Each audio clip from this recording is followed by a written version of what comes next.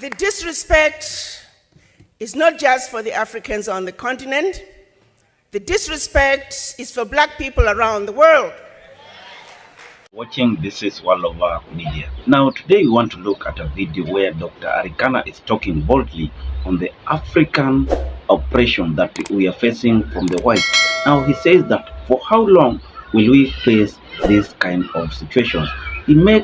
She makes a very heartbreaking revelation that the fathers of the grandfathers who fought for independence, their heads are still rotting in Europe. Now let's watch this video and react to it in the end.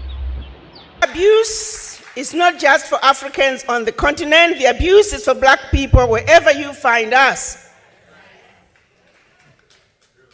I'm going to share with you some basic facts. You see, our story is a simple one. Our story is of truth and facts, which are two constants that do not change. And all we need to do is give the world an overdose of our truth and insist on it. As we speak today, I'm going to take you back centuries, long before the children of Africa were taken out of Africa as slaves. There was some serious resistance when the occupiers from the West came to Africa, contrary to what some might think. They didn't just give up their children, but the fighting began long before slavery. And the resistance was those who led them, the majority of them, their heads, as we speak today, are sitting in jars in Europe. Are you aware of that? Our leaders, our ancestors who fought the wars of resistance, their heads, their remains are sitting in jars throughout Europe. And the same people have the audacity to come to Africa and talk to us about human rights. But what's even more disturbing is that we entertain them and we don't remind them of these skeletons in their closet.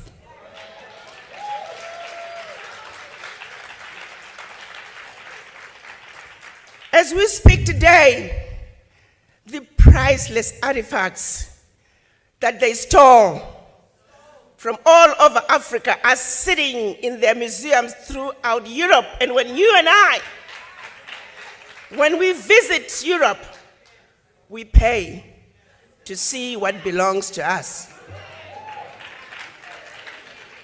Evidence of theft, evidence of murder on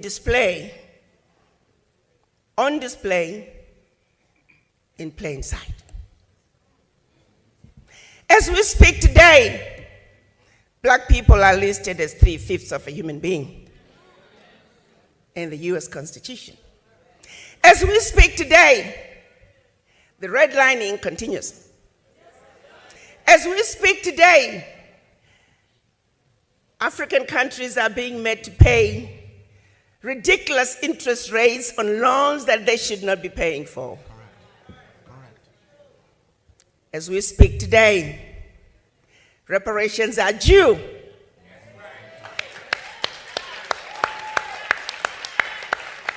Everybody else has been given reparations, expect us. The question then becomes, what is wrong with this picture? Why aren't you and I standing up and demanding that what is right must be done?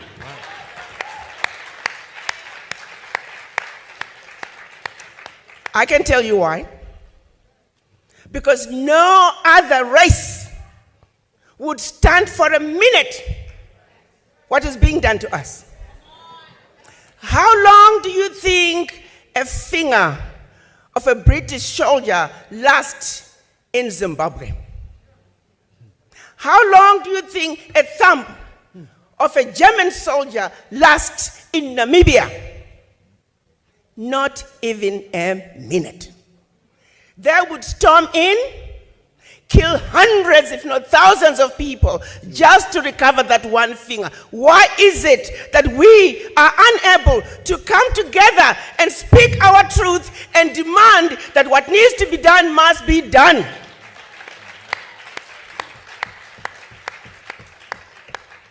It's because they defeated us where it matters the most, which is the mind.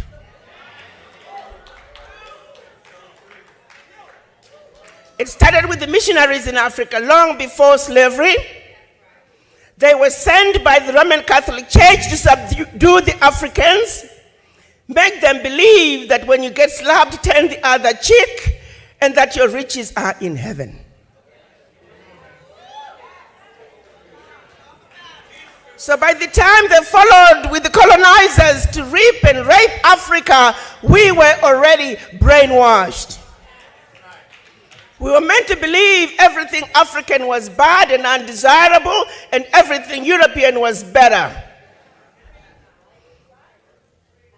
And the same brainwashing continued as our children were taken out of Africa enslaved. It continued on the plantations, color gradations, light-skinned versus dark-skinned, field workers versus kitchen workers. To this day, we suffer from the legacy of slavery and the legacy of colonization.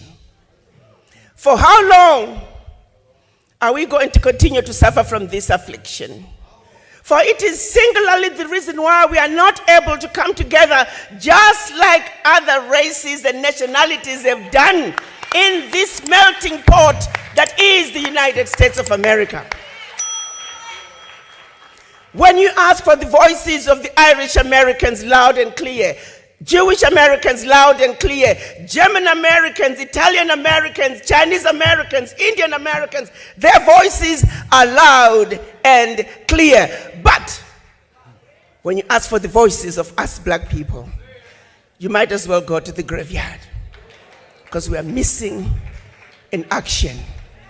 We were taught, we were brainwashed into not even loving ourselves as individuals, let alone each other. We were taught not to trust one another. We were taught not to believe that my brother can, my sister can, but somebody else who doesn't look like you and I is better. The question I have for all of you, just close your eyes and think about your children, your grandchildren. Is this the world you want to leave behind for them? If the answer is no, then you need to have a serious conversation with the image in the mirror. Because it is the image in the mirror that must change. It is the image in the mirror that must understand that you are sick from this affliction of the legacy of slavery. You are not sick at home. You are not sick in the doctor's waiting room. You are not sick in the hospital ward. You are sick in the intensive care.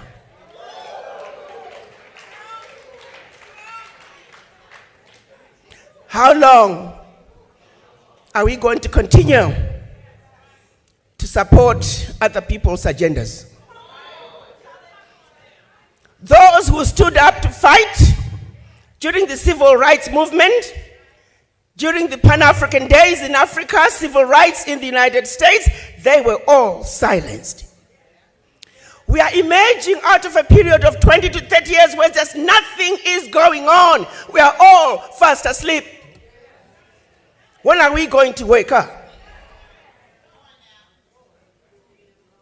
Reverend Al Sharpton is saying, the time to wake up is now.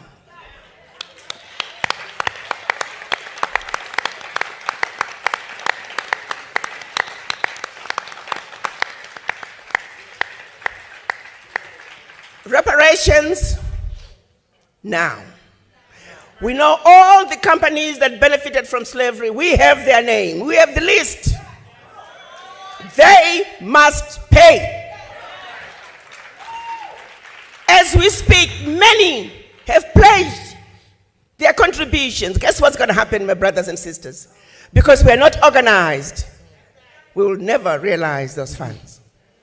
And they will hide behind, oh, they're disorganized. They don't know what they're doing. I am now going to be asking Reverend Al Sharpton to lead us as we demand those reparations. We need to register a global Pan-African fund that can make sure that we have development in black communities where it belongs. Those funds must be organized. Those funds must be paid for.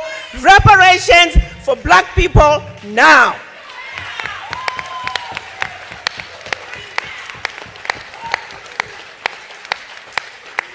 No more shall we continue to be abused. No more shall they continue to exploit our Africa. What is in Africa is our birthright, and we are going home to take it. No more shall we be told Africa is a diseased and dying continent because they are going to Africa in droves and telling you to not go there. So this moment is calling for unity of purpose. And before I leave this platform, I'm going to ask all of you to take a moment. If you love your children, if you love your grandchildren and their future, to have a serious conversation with Image in the Mirror. No justice, no peace. No justice. Having watched this video, do you feel emotional about the situation in Africa? Is there a dire need to change this narrative that the blacks are inferior? Now, this revelation comes at a time where we are seeing the sense of uniting as the blacks and fighting for what is meant for us. Africa has been one of the best continents with vast resources that, if exploited well and put into use by Africans, we could move a big milestone as compared to the other continents that seem to brag to be superior. Now, Dr. Arikana is so bold that time is now, and we have to wake up now. We have to face the reality. The reality is that we are weak, and other races, if they could have been facing this similar situation, they could have stood up strongly against it. Now she urges us to open our eyes and also our minds and state this boldly and tell the oppressors that no, we don't need this anymore. Now let me see your reaction on this, and let's call it a day. Thank you for watching, and may God bless you. Do not forget to subscribe, share, and also like our video. Thank you.